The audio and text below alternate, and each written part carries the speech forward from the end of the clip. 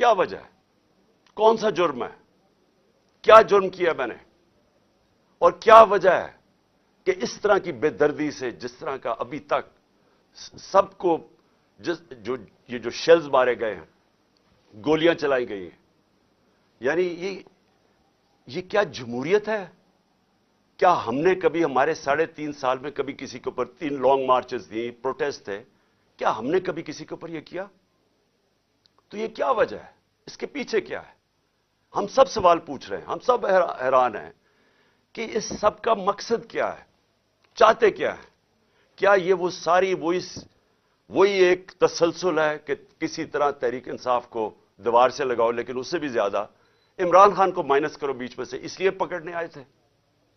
اور دیکھیں، میں آج اپنی ساری قوم کے سامنے کہہ رہا ہوں کہ دیکھیں، میں نے پوری کوشش کی ہے جب سے میری گورنمنٹ گرائی گئی ہے کہ کوئی میری وجہ سے اس ملک میں انتشار نہ ہو۔ ہم نے سارے پرامن 70 جلسے کیے، سب پرامن۔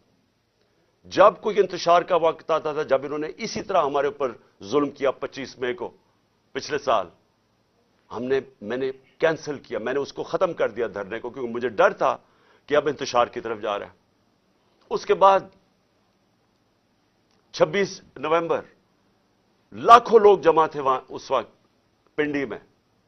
ہمارا پلان تھا اسلام آباد میں جا کے دھرنا دینا، لیکن جب میں نے ماحول دیکھا، جو انہوں نے پولیس 30,000 پولیس جمع کی ہوئی تھی، تو مجھے پتا تھا پھر یہ تو جان کے چاہ رہے کوئی کلیش ہو، تو میں نے وہ کینسل کر دیا۔ ہم نے 8 مارچ کو ایک پرمیشن لی ہوئی تھی، انہوں نے ہمیں شام کو پولیس نے پرمیشن دی تھی کہ اپنی الیکشن ریلی جو ہم نے اپنی 30 اپریل کی الیکشن کے لیے کرنی تھی، پرمیشن ملی ہوئی تھی، روٹ اپرووڈ تھا۔ صبح لوگ آ رہے ہیں اور دیکھ رہے ہیں پولیس کھڑی ہوئی ہے، اور پولیس کے جتھے کھڑے ہوئے ہیں، اور لوگ ریلی کے لیے آ رہے ہیں، اور ایک دم پتہ چلتا ہے کہ دفعہ 144 لگا دی جاتی ہے۔ کس وجہ سے؟ الیکشن جب ڈیٹ اناؤنس ہو جائے، آپ الیکشن ریلی کے خلاف دفعہ 144 کیسے کر سکتے ہیں؟ وہ بھی کیئر ٹیکر گورنمنٹ۔ اور اس کے بعد شیلنگ شروع ہو جاتی ہے، جس طرح اب آتے ساتھ اس شیلنگ، ڈرانا، دھمکانا، مارنا، اور اس میں ضلع شاہ کا جس طرح قتل کیا گیا۔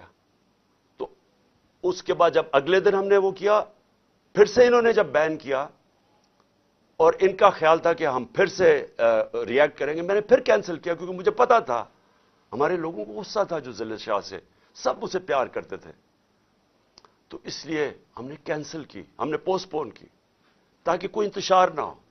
اب مجھے بتائیں، رات سے جب مجھے پتا چلا کہ اچھا یہ وارنٹ آ گئے ہیں، تو چلیں میں شیورٹی دے دیتا ہوں، وہ بانڈ سائن کر دیتا ہوں میں اس کے ساتھ، اشتیاق خان کے ساتھ، پریزیڈنٹ لاہور بار ہائی کورٹ بار ایسوسی ایشن۔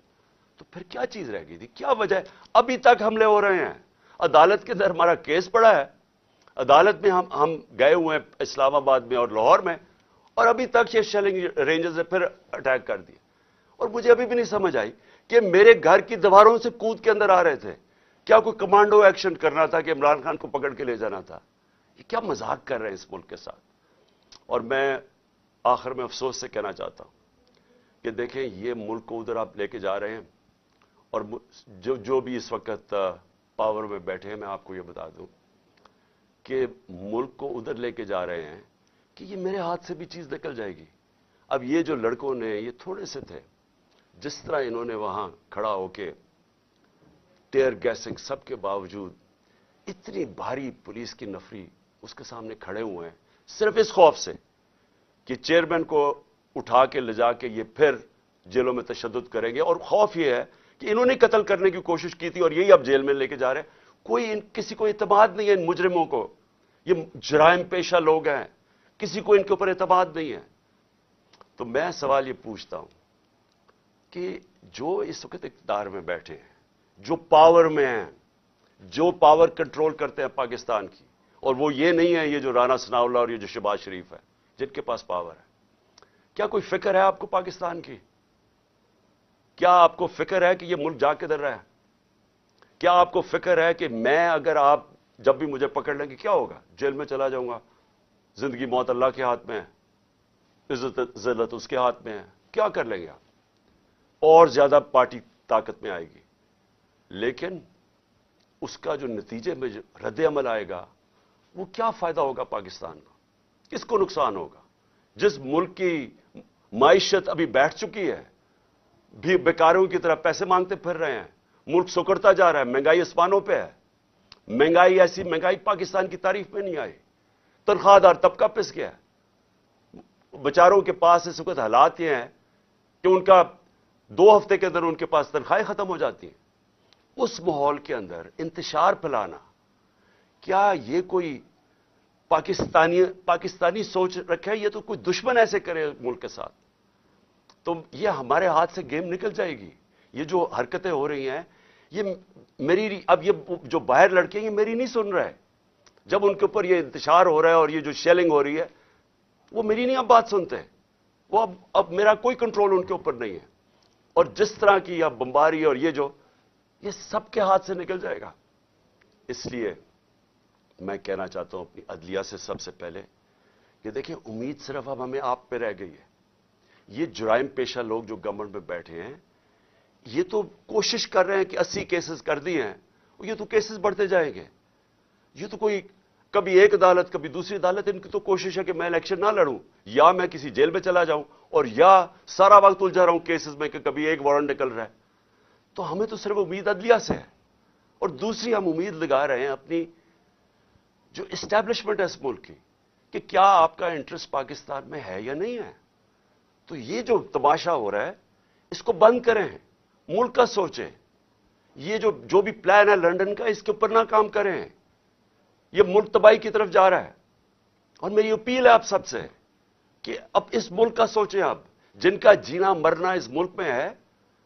ہمارے تو کوئی باہر نہیں جانا، میں تو کوئی لندن نہیں جانا جس طرح یہ سارا ٹبر اٹھ کے چلا جاتا ہے، یا دوسرا اٹھ کے وہ باہر چلا جاتا ہے۔ ان کی تو باہر پراپرٹیز اربوں ڈالر ہیں، ہمارا تو جینا مرنا یہاں ہے۔ تو میرا اکیلے کو فکر نہیں کرنا چاہیے، ہر اس پاکستانی کو اس ملک کا سوچنا چاہیے جو اٹھ کے لندن نہیں چلا جائے گا، جس کے باہر ڈالرز ہی پڑے ہوئے، ان سب کو سوچنا چاہیے کہ ملک جا کس طرف رہا ہے۔